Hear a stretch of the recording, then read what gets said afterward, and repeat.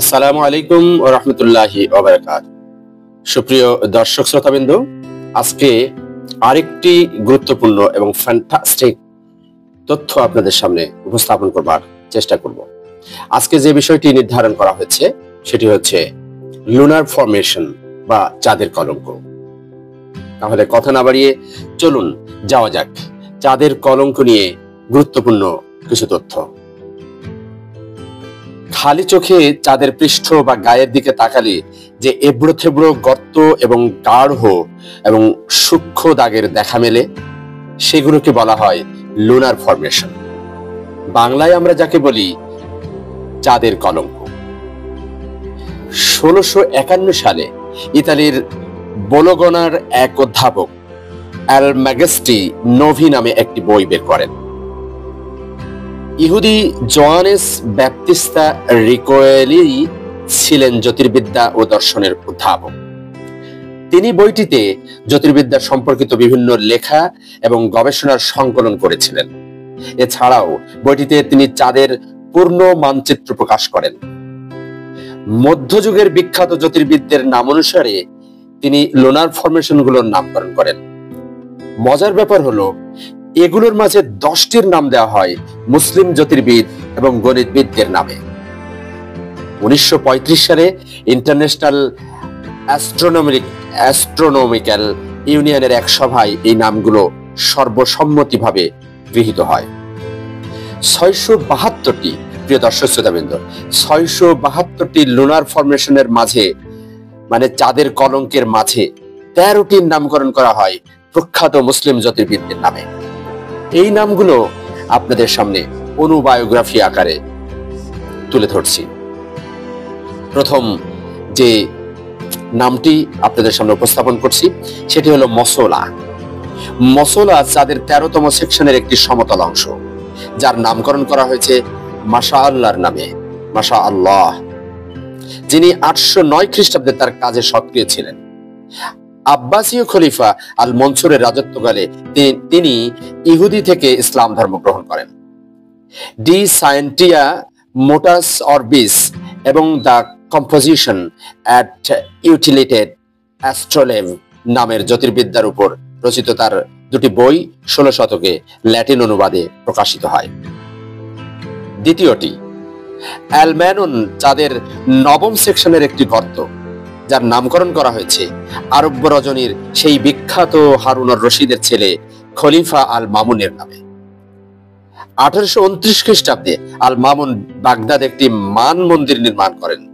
তার প্রতিষ্ঠিত একাডেমি বায়েত আল হিকমা বা জ্ঞানের ঘরে সমসাময়িক সব বিখ্যাত বিজ্ঞানী ও দার্শনিকরা তাদের গবেষণা কাজ করতেন।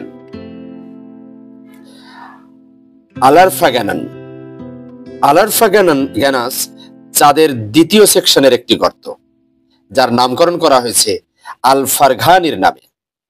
তিনি 1861 খ্রিস্টাব্দে মৃত্যুবরণ করেন। তিনি ছিলেন খলিফা আল মামুনের জ্যোতির্বিদ্যা গবেষকদের একজন সদস্য। Book of the summary of astronomy তার সবচেয়ে জনপ্রিয় একটি বই, এবং এই বইটি ছিল ইতালীয় কবি দান্তের সবচেয়ে বড় অনুপ্রেরণা। এর পরের যে নামটি বলবো সেটি হচ্ছে আল ব্যাতেগনিয়াস। আল ব্যাতেগনিয়াস চাঁদের 1ম সেকশনের একটি সমতল অংশ, যার নামকরণ করা হয়েছে আল বাত্তানির নামে।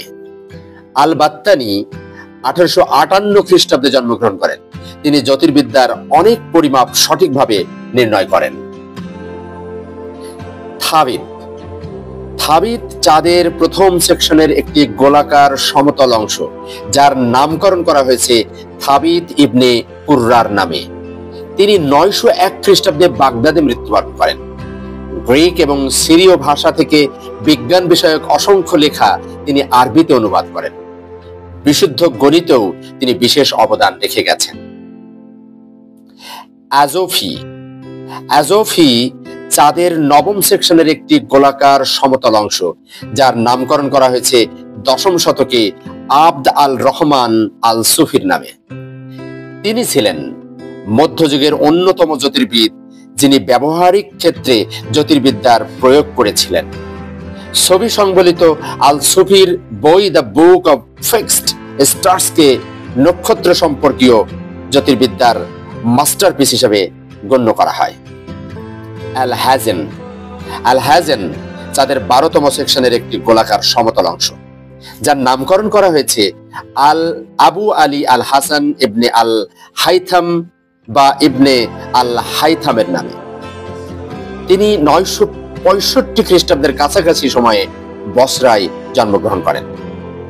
ইবনে আল হাইথামের জীবনের অধিকাংশ সময় কাটে মিশরে এবং তিনি সেখানেই 1039 খ্রিস্টাব্দে মৃত্যুবরণ করেন। তিনি প্রায় 100 বই রচনা করেন, যার মাত্র 55টি বর্তমানে খুঁজে পাওয়া যায়।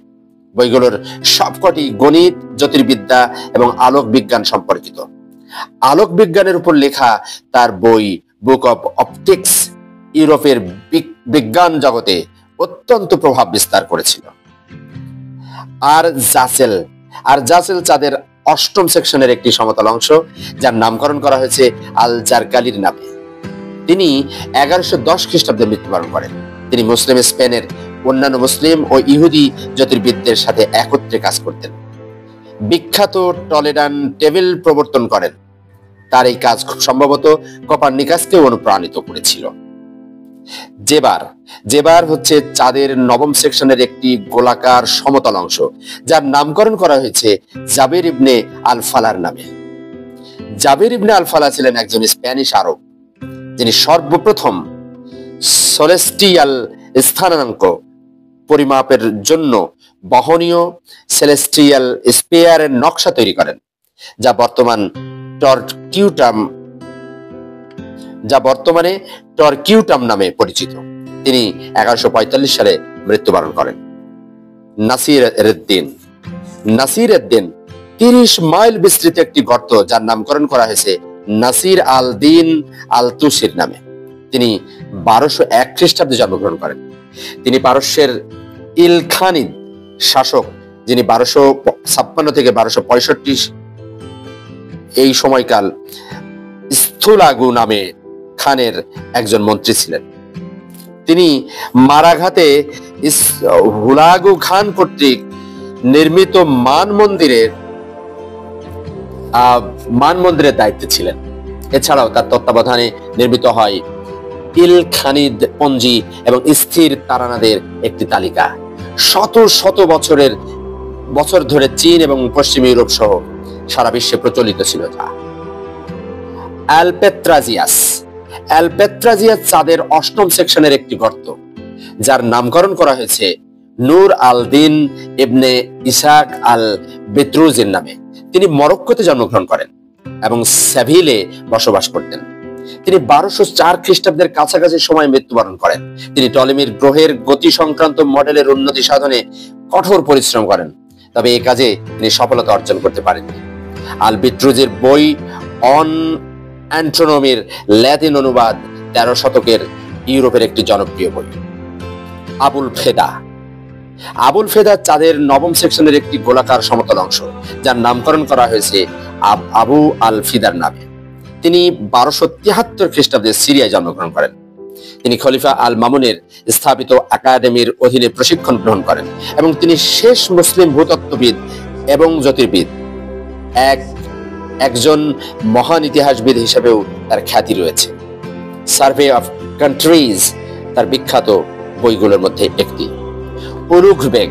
উলুঘ বেগ হচ্ছে চাঁদের 18তম সেকশনের একটি অর্ধাকার বৃত্তগোলক, যার নামকরণ করা হয়েছে উলুঘ বেগের নামে। তিনি 1394 সালে জন্মগ্রহণ করেন। তিনি 1424 সালে স্থাপিত সমরখন্দের দর্শনীয় মানমন্দির নির্মাণ কাজ করতেন, যা অত্যাধুনিক এবং সঠিক পরিমাপের জ্যোতির্বিদ্যা সংক্রান্ত যন্ত্রপাতিতে পরিপূর্ণ ছিল। তার সবচেয়ে সফল এবং প্রশংসনীয় কাজগুলোর একটি হলো তারাদের একটি নতুন তালিকা তৈরি। কাজেই এরপর রাতের আকাশে চাঁদের গায়ে চোখ পড়লে স্মরণ করবেন এই সব মহান ব্যক্তিদের কথা, যারা অমর হয়ে আছেন চাঁদের বিভিন্ন অংশের নামে। তাদের অক্লান্ত সাধনা এবং এই গবেষণার ফলে আমরা হয়তো আজ এই জ্ঞানের এই পর্যায়ে পৌঁছাতে পেরেছি। সুপ্রিয় দর্শক শ্রোতাবৃন্দ, আশা করি আপনাদের ভালো লাগবে। যদি ভালো লেগে থাকে তাহলে এই ভিডিওটি অন্যদেরকে আপনার সার্কেলের সবাইকে জানার সুযোগ করে দিন। আল্লাহ আপনাদের সবাইকে মঙ্গল করুন। এ পর্যায়ে আমি বিদায় নিচ্ছি। আমি মোহাম্মদ মুস্তাফিজুর রহমান। আল্লাহ হাফেজ।